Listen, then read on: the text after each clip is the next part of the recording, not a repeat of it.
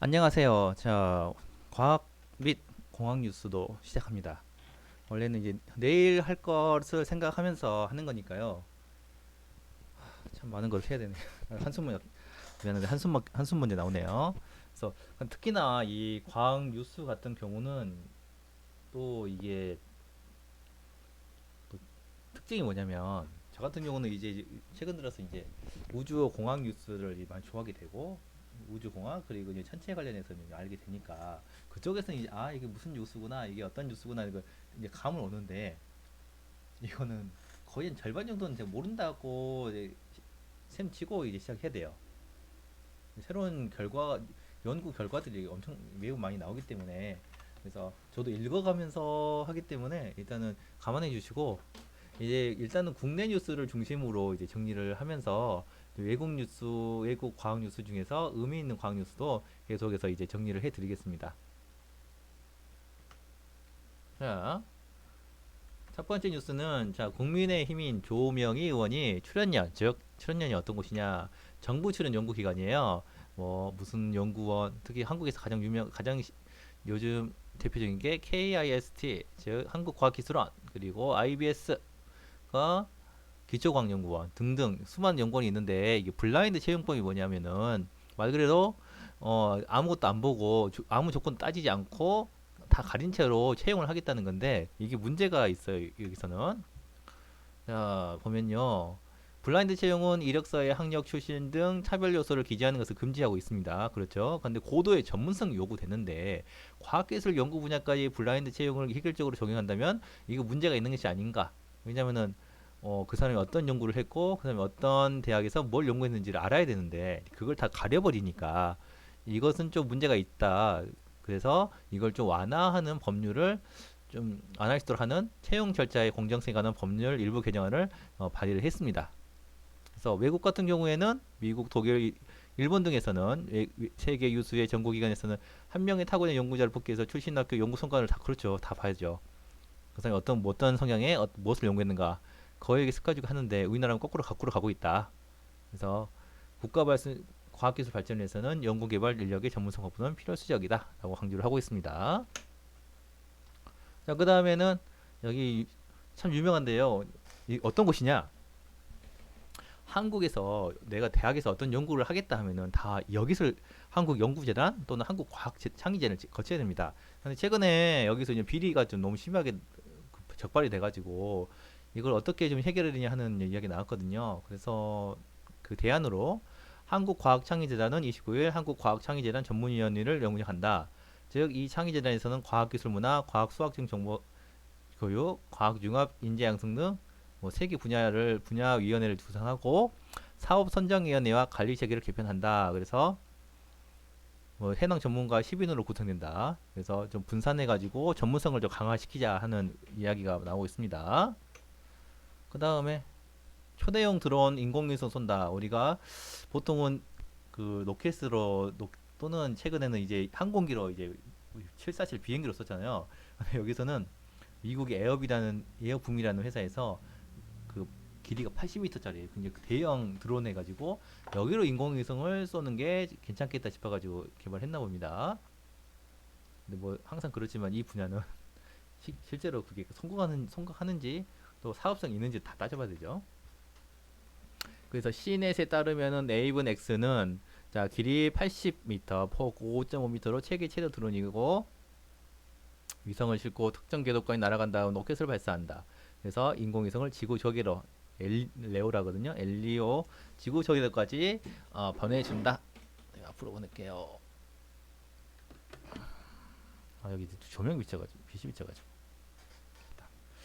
그리고 이 네이븐 X는 최대 500km까지 운반할 수 있고 또 발사 시스템은 70km간 재활용할 수 있다라고 했습니다. 네이븐 자체가 이것도 까마귀 한 종류죠. 까마귀 그래서 현재 100억 달러 이상의 계약 사기를 취하겠다. 그 중에서는 미국 우주공에서 360기를 지구 저기로까지 내려가는 계약도 포함되어 있다고 합니다. 자 그리고 ETRI 아마 출연연에서 가장 많이 이야기 나오는 곳이 여기입니다. 정말 뉴스 많이 나와요. 한국전자통신연구원인데 여기서 건설 현장 안전사고 방지 통합관제 시스템을 만들었다라고 합니다. 그리고 보통 이제 주말이 되면은 그 사이언스나 네이처지에 표지 기사를 많이 실거든요. 동화 사이언스에서. 그래서 이번에 나온 것은 자 벌거숭이 두더지씨를 했는데 왜 여기다 실었냐? 이 지는 아프리카 사하라 이막 사막이남 동아프리카에 사는 벌거숭이 두더지인데 땅 밑에다 굴을 파고 다니는 설치류다. 근데 여기서 이제 뭘 연구했냐? 야, 뭐 독일 막스 델브루크 분자의학센터 연구팀은 개미나 벌치들처럼 군집 생활을 하는 벌거숭이 두더지가 조직 우리 생활을 하는데 여기서 군집별로 형성된 사투리를 효과적으로 사용한다라는 것을 발견했다. 그래서 삐끗 끙 으르렁 같은 다양한 소리를 낸다라고 하고 있습니다. 그래서 연구팀은 이 7개 무리 166마리부터 소리 데이터 3만 6천 개를 얻었다라고 합니다. 그리고 임상 전문 시설이 저국 대구 첨단 임상시험센터가 자, 2월에 착공한다. 그래서 코로나19로 인해서 착공 시험 따로 안 하고 지하 1층, 지상 4층으로 만들어진다라고 합니다. 그리고 정말 이건 제가 모르는 분야예요. 생물학이나 이쪽 뇌과학 쪽에서는. 그래서 읽어보면요. 생생한 시각 정보 전달이 다양한 신경세포가 생성이다 해가지고 단조로운 신경세포하고 다양한 신경세포하고 이렇게 배비를 해놨어요. 그래서 쏟아나는 시신경의 세포는 신호 다양성이 고효율 시각 정보 전달을 위한 핵심 요소임이 한국과학기술원의 뇌과학연구소 임매순 박사팀에서 확신됐다라고 합니다. 네, 그렇다고 합니다. 제가 몰라서 넘어갈게요. 진짜 이거 모르겠어. 그리고 과학기술정보통신부 정말 많이 나오죠. 아마 과학뉴스에는 무조건 나오는 게 여기입니다. 고급 인재 육성을 위해서 키우리 사업단 연구를 해서 올해 2개의 신규 선정을 한다라고 했고요. 그래서 지난해 선정된 4개 연구단은 서울대, 성균관대, 연세대, 포항공대, 그것도 다 유명한 데죠. 그래서 포닥 연구단은 포닥으로 불리는 박사 연구 중심으로 구성돼야 되고 참여하는 포닥에게는 최소 3년간 인건비 연구비 지원되는데 포닥 1인당 1억 원, 연구비 각각 5천만 원씩 지원된다라고 합니다. 그리고 보통 췌장에서 만들어진 걸리는 췌장암이 보통 지각 증상이 없기 때문에 보통 3기, 4기 되어서야 발견되잖아요. 조기 발견이 안 되고. 그래서 그 유명한 스티브 잡스도 이 췌장암 때문에 돌아가셨는데, 자, 중앙대, 동국대, 서울대, 과기대 어디냐?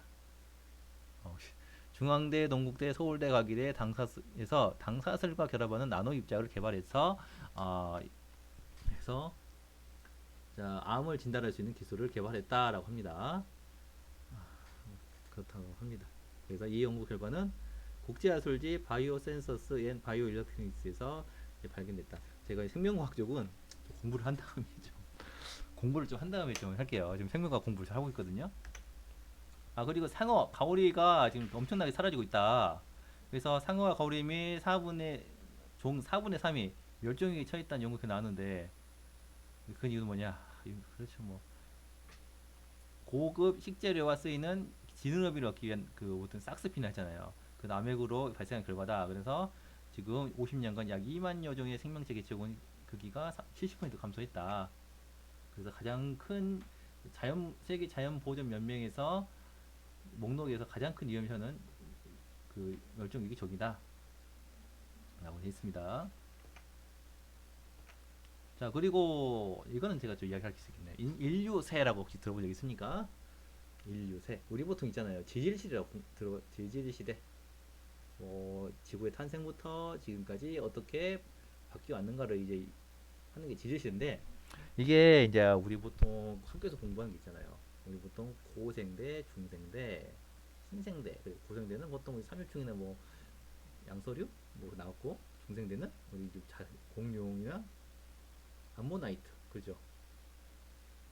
신생대 이제 뭐 사람 현생 인류가 출현이 다잖아요. 여기가 다 있다. 자, 그런데 뒤에 다 보이네요. 자, 인류세가 뭐냐면은 이 신생대에도 3기하고 4기로 나눠요. 삼기사기, 일기 없어요. 삼기사기 나오는데 이 사기 끝이 뭐냐면은 홍적세라 해가지고 홍적세, 그다음에 갱신세 이렇게 나거든요. 근데 이 마지막 단계가 이제 사람이 등장했는데 사람이 이제 기후 재앙, 즉 사람이 이제 그 지구 환경을 굉장히 많이 바꾸고 있잖아요. 그래서 차라리 이제 우리는 이 시대를 뭐라고 해야 되냐, 이 사람이 이 인류 지구의 기후를 이렇게 바뀌어버린 시대, 인류세가 만들어진 거다. 그 시간은 언제나 거의 한 1940년대에서 50년대 최초에 그 핵실험이 시작된 또 시작한다라고 합니다. 그래서 이걸 이제 주창한 사람이 바로 이제 크리스찬의 사람 분인데, 오존층의 파괴 원인을 밝혀서 지구의 화성을 받았다라고 나오죠. 그래서 이분이 결실을 하셨답니다. 여기 보면은 이분 등이 이제 인류세의 시작점으로 주장한 1945년 7월 16일에 핵실험 장면, 이게 아마 그 비키니 섬, 그 프랑스에 거기서 이런 거라 근데. 그래서 죄송합니다. 죄송합니다. 낙서를 해서 안 보이냐.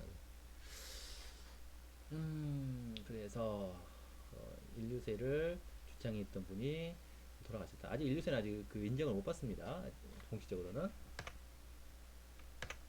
그리고 예, 간단하게 전하면 한국지능정보사회진흥원에서 이거를 이제 한국지능정보사회진흥원으로 뭐 바꿨다 합니다.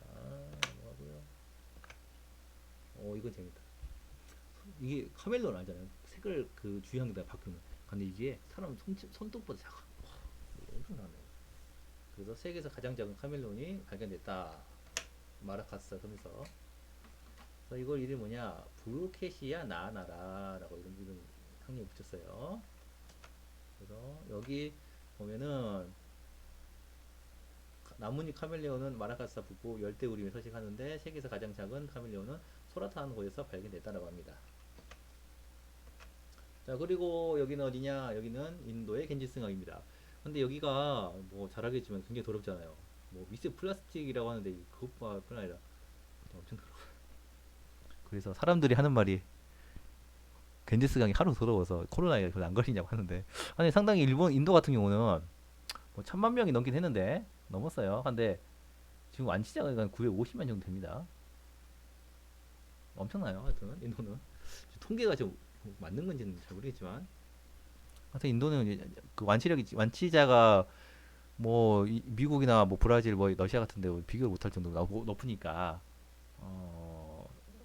그런데 여기서도 무슨 결과 나왔냐?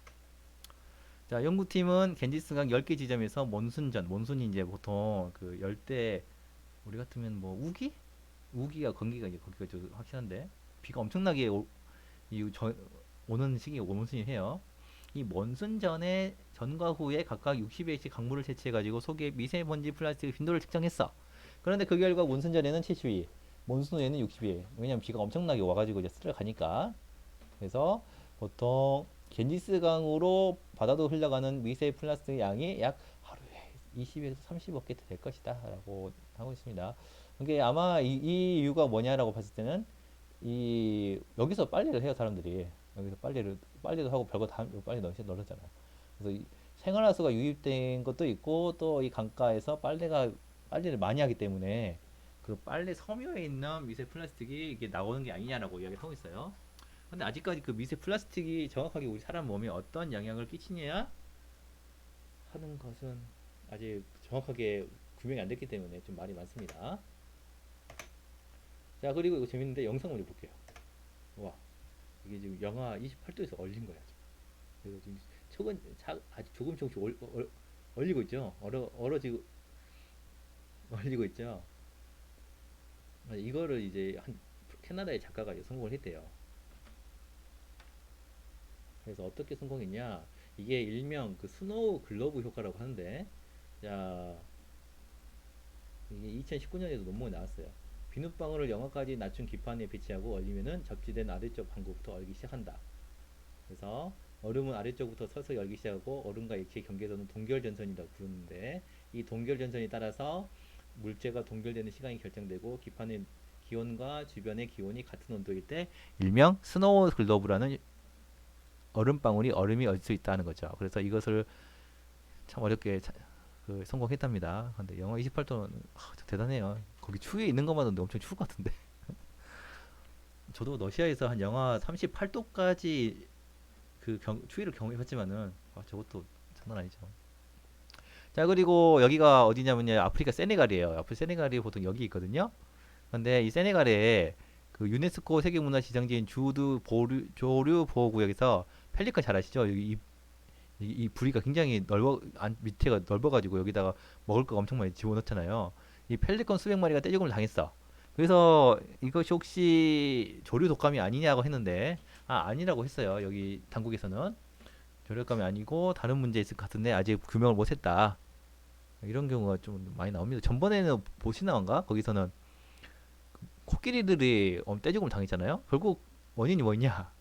원인이 그 뭐 사람의 무슨 독성을 핀 것도 아니고 뭐 환경 오염 때문도 아니고 그 코끼리들이 마시는 물에 독성 성분이 유입이 돼가지고 자연적인 독소가, 그래서 코끼리들이 떼죽음 당했다고 결론이 나왔습니다.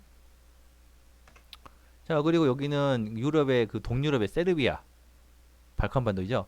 세르비아 쓰레기강인데 뭐 제가 이거를 한번 올려봤더니 뭐 우리나라의 한강도 뭐 그렇게 만만치 않다고 합니다.